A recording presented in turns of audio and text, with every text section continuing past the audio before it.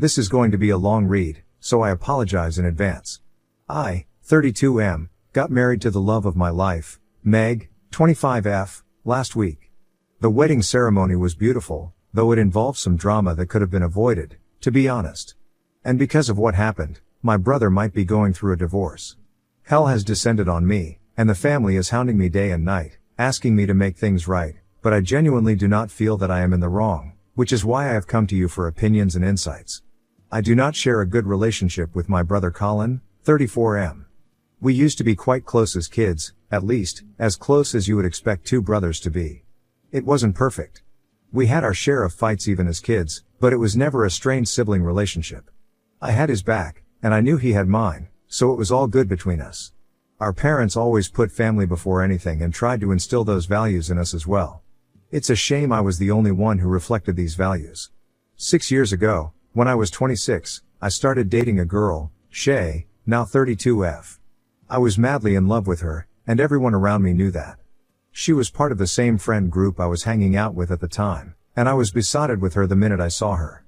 To me, she was the complete package. She was gorgeous, tall, eloquent, and just stunning and smart overall. I was so taken by her that I completely overlooked all her toxicity. And boy, was she very toxic. The moment I started dating her was the moment drama completely engulfed and overtook my life. She was a great girl, but she was not the right girl for me. We were not compatible at all.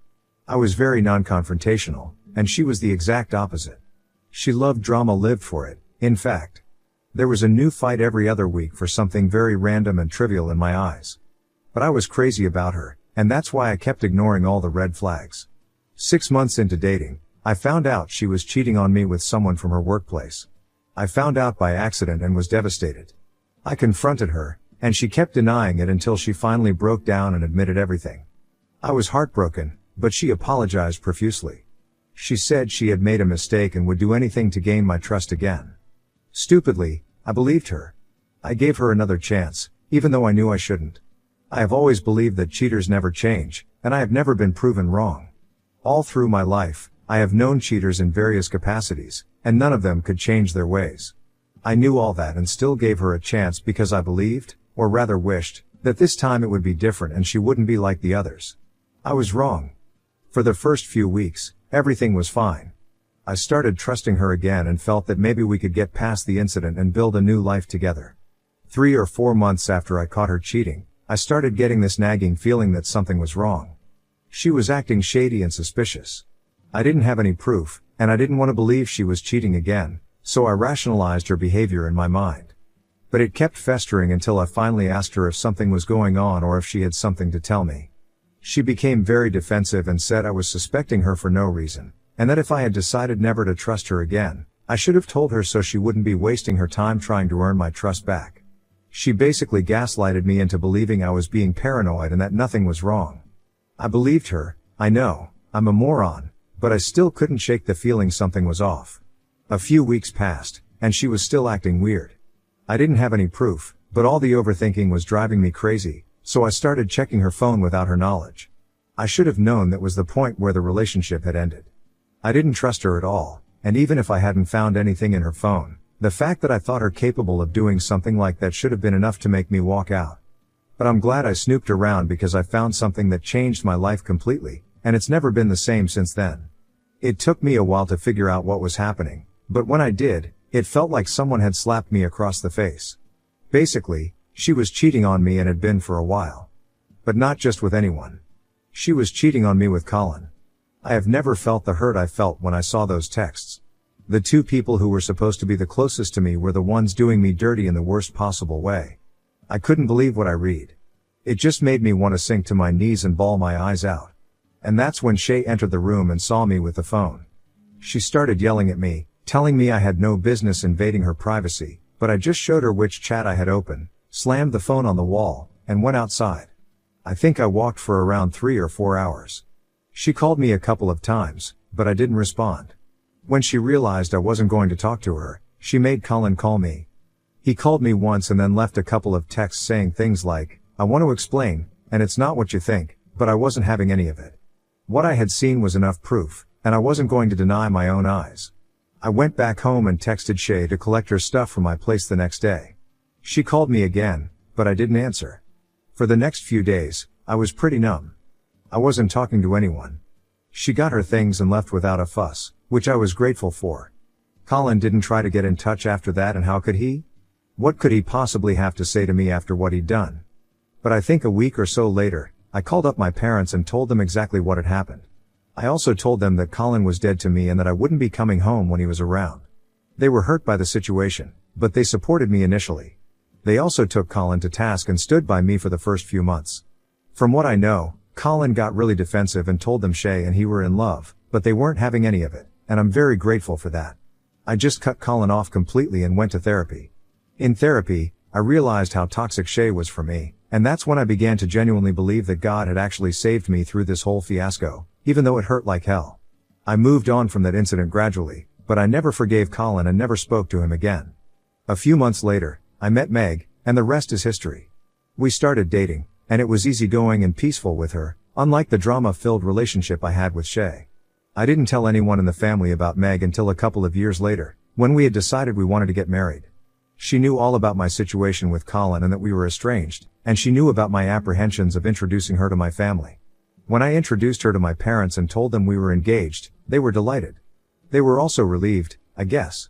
They congratulated me on finding someone and said they were happy for me. They also said to my face they were even happier because now we could be a real family again. I asked them what they meant by that, and my mother said that now that I had moved on from Shay, and Colin and Shay weren't dating anymore, Colin and I could now put everything in the past and move forward as brothers. I was shocked and hurt that she could even suggest something like that, but I tried to be respectful and look at things from her perspective. I told her that while I knew she thought the issue was automatically and miraculously resolved because I had moved on and Colin and Shay weren't dating anymore, the fact of the matter was that my brother went behind my back and slept with my girlfriend. I told Mom that there would never come a time that I would forgive him, or that I would move past this. It wasn't about Shay, it was about how Colin could betray me like that. Mom got angry when I said this and told me I had to realize that no matter what happens, Colin and I are family, and as brothers, we have to stick together no matter what. I told her this little family lesson should have been given to Colin too, that we stand by each other and remain loyal to each other no matter what. I told her he was the one who wronged me, and I was the victim, so I got to decide whether or not I wanted to forgive him. It was getting pretty heated between Mom and me, and Dad came to my rescue. He told Mom to drop it and not force me to do something I wasn't comfortable with. Mom agreed, but I could tell she was salty about it. Dinner was awkward, and Mom tried to rope in Meg and get her to make me see sense. Meg just said she believed I was capable of making decisions for myself, and that I would forgive Colin in my own time, if that ever came. Mom was practically seething at this point. I don't know why or how she thought I would just forget something like this and move on, but she had this fantasy image of how our family was and would be forever. And she did not want to accept that the farce was broken, and there was no way now that the family would go back to the way it was all those years ago. Dad told Mom that there would be no further discussion on the topic, and she agreed. Things were tense between us for a while, but they got better gradually. She didn't bring up Colin again and tried to be very mindful of boundaries, so I had no reason to complain. Little did I know my parents were planning a little intervention and were all geared up to ruin my wedding. Mom was involved in the wedding planning, as was Meg's mom. She knew how many guests were coming, the dress code, the preparations and the like, much in advance. My dad wasn't very involved in the process. Mom did nothing suspicious during the entire planning period. Colin was not mentioned even once. She even apologized to me, saying she shouldn't have pushed me so hard that day, and that she had begun to believe there was a chance at reconciliation but realized she was wrong because Colin had wronged me in the worst way possible. So there was no reason for me to suspect her or doubt her intentions. But I was wrong.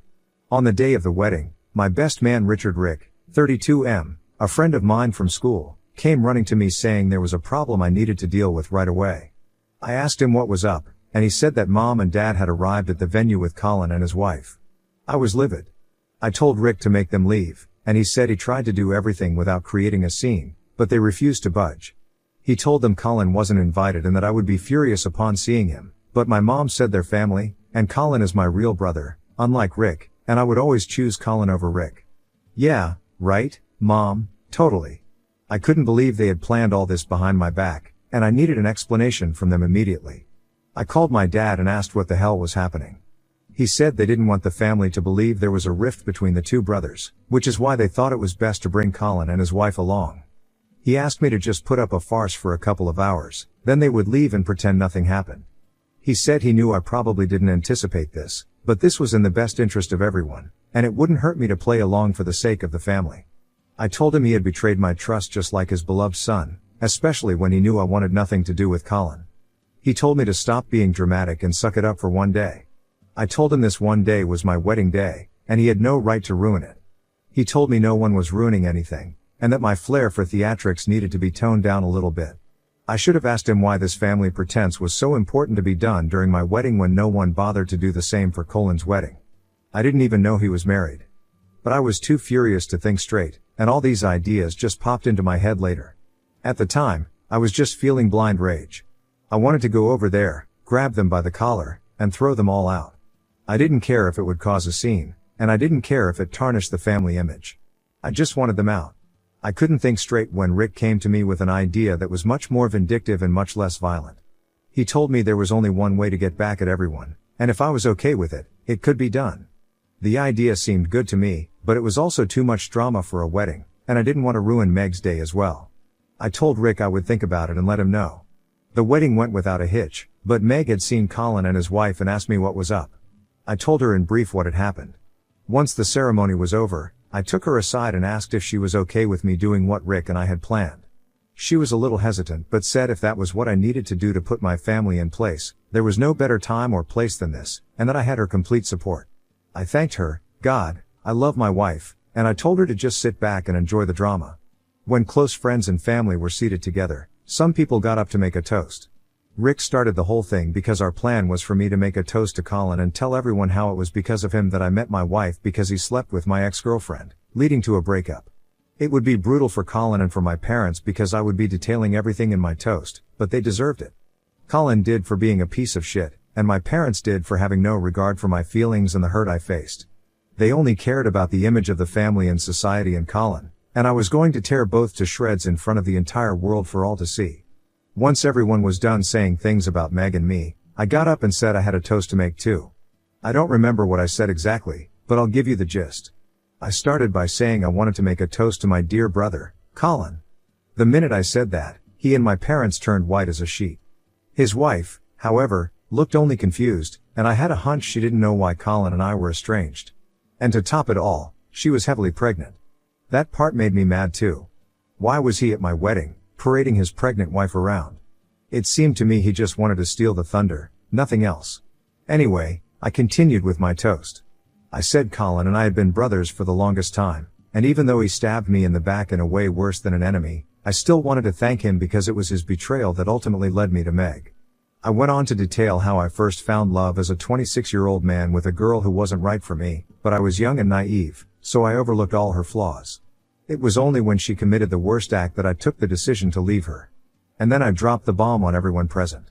I said my ex-girlfriend had cheated on me with my brother, and that was the last straw that made me break up with her, go on a journey of healing, and find my wife, Meg. I didn't spare my parents either. I said I had held a grudge against Colin for the longest time, to the point that we hadn't been in contact for 5 years, but I was glad my parents had chosen to bring him and his wife in secret, so I could finally express my gratitude to Colin for doing what he did and orchestrating the right events in my life.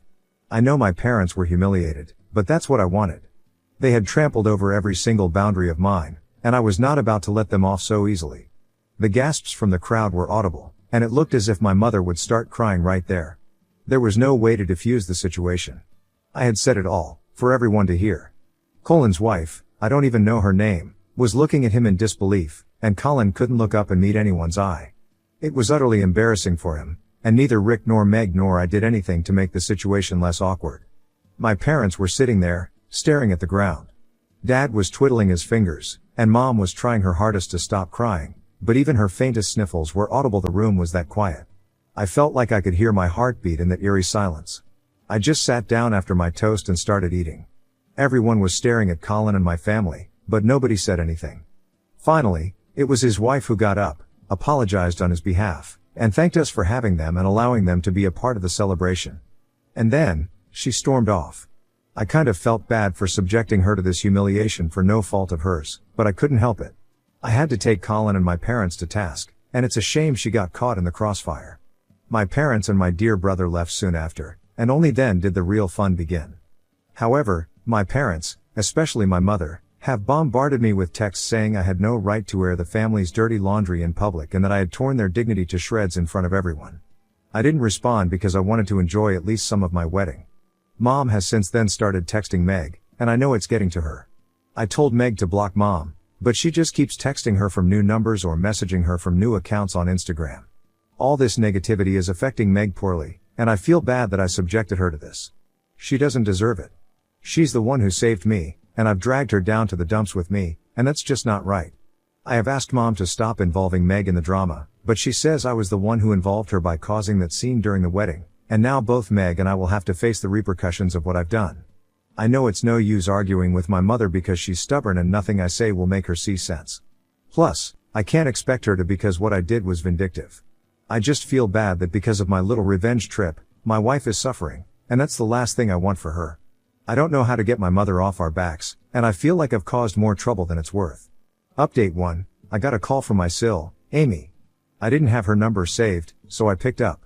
She was very nice and apologized profusely for calling without prior notice, but she said she wanted to meet me and hear my side of the story because what Colin had told her was very different. She begged me not to tell anyone in the family she was coming to meet me, and I told her that I don't talk to them anyway, so she was fine on that front. Honestly, I was in two minds about this, but Meg said we needed to help her out because she was going to have a child, and she deserved to know the kind of person Colin really was. Even though this is going to cause more trouble, I know Meg is right. Amy isn't at fault, and she needs to know the truth. I can't play a part in ruining her life when she's never wronged me. I agreed to meet her, but I'm very nervous. This has spilled over far beyond what I had anticipated, and I think it's not going to end well for Colin. I don't feel bad for Colin. That piece of shit deserves every single bad thing coming his way. I just don't want to be part of family drama again, and especially not drag Meg into it. I hope it goes well, though I know it won't. I saw Amy's reaction to the whole outburst during the wedding, and I know this drama won't end with me meeting her today. Update 2, the meeting went okay, I think. I felt so bad for her. She came alone, and she's pregnant. It seems like the baby will come any minute. It looked as if she'd been crying. Thankfully, Meg was there too, so she eased the situation a little. I asked Amy if she had any questions, but she said she wanted to hear the whole story again. I told her exactly what had happened, how I found out, how I confronted him, and everything. I also told her how Mom was pestering me into making things normal between Colin and me because of family. I asked her what story Colin had told her, and she said Colin had said that Shay and I were friends, but Shay fell for him. I couldn't accept that because I secretly had feelings for her all along, so I broke off my friendship with him. And it was only a year after I stopped talking to her that Colin and she got together, and even then, just briefly. I told her that was a complete lie. I don't know how long they dated because I never bothered to ask or find out. I asked her if my parents had told her the same story as Colin, but she said no. She said Colin had told her it was a very sensitive topic for the family, and since I had cut everyone off, my parents didn't like talking about me. It was very rare for me to be mentioned whenever she met Mom and Dad. I asked her if they had invited her to the wedding, and she said it was mostly Mom pressing them to go. Amy said she didn't want to attend because they hadn't received an invite, plus she knew about the bad blood between Colin and me. But Mom basically blackmailed both of them into attending. Colin didn't want to attend either. She said Mom kept saying we needed to let bygones be bygones and be a family again for the baby.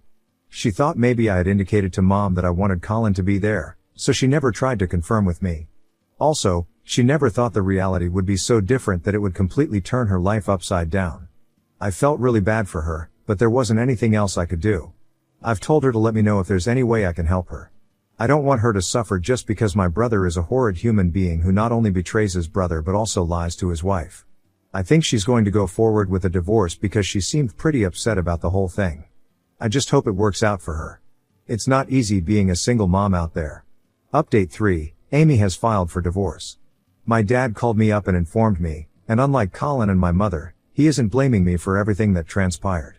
He just said Colin was going through a rough time right now, and he might try to call me and get in touch, but he's asked me to stay away. I told him I had been staying away until they decided to bring him along to my wedding. He didn't say anything to that. Apparently, my mom and Colin are trying to get in touch with me, but they've been blocked everywhere, so I'm safe from their onslaught. I don't know the actual details of the divorce, But I do know Colin isn't taking it well because he really loves Amy. I think karma has finally come back to bite him in the A, and I can't help but feel a little smug about it all. I feel bad for Amy, and Meg, and I think we're going to offer her help when the baby comes, but I don't feel an ounce of guilt or remorse for Colin. He deserves it. He broke me once on purpose, and now he's broken himself. That's just how it is when you betray someone's trust and wrong them.